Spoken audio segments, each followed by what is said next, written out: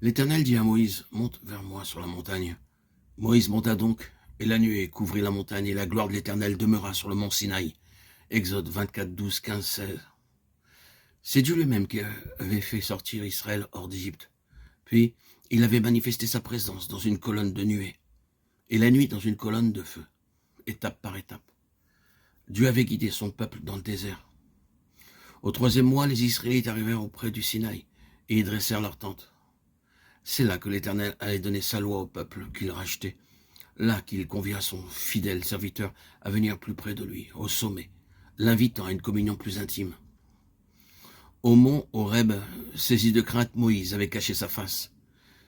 Mais depuis, il avait appris à marcher avec Dieu, à dépendre complètement de lui. Et maintenant, il était devenu capable de connaître davantage de celui dont il était l'instrument.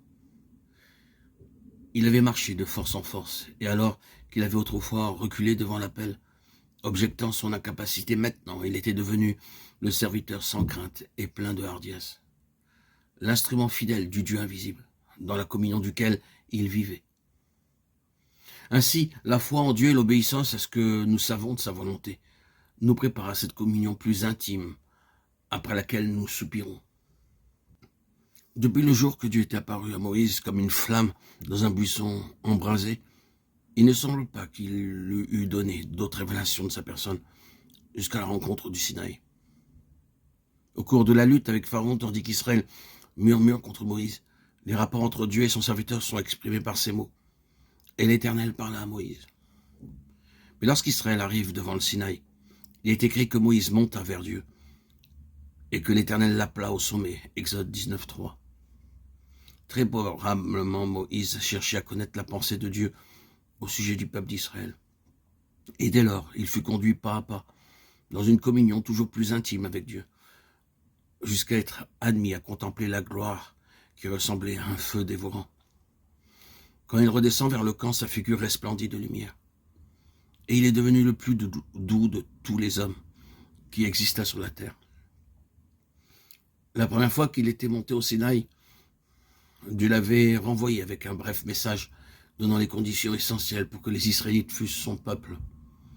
Avec la réponse du peuple, Moïse retourne vers l'Éternel. Tout ce que Dieu a dit, nous le ferons.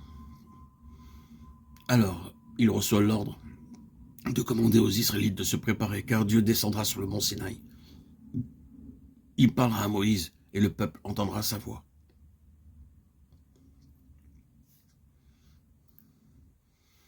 Dans sa grande miséricorde, Dieu voile sa face lorsque son enfant fait les premiers pas. Par la suite, et lorsque le moment est venu, il révèle quelque chose de sa sainteté, autant que l'instrument peut en supporter. Et cette révélation, c'est que l'Éternel est un feu consumant. Peut-être bien des chrétiens ont-ils, comme Moïse, rencontré l'Éternel au mont Horeb, où Dieu s'est révélé à eux comme une flamme brûlant leur cœur, ainsi que dans le buisson.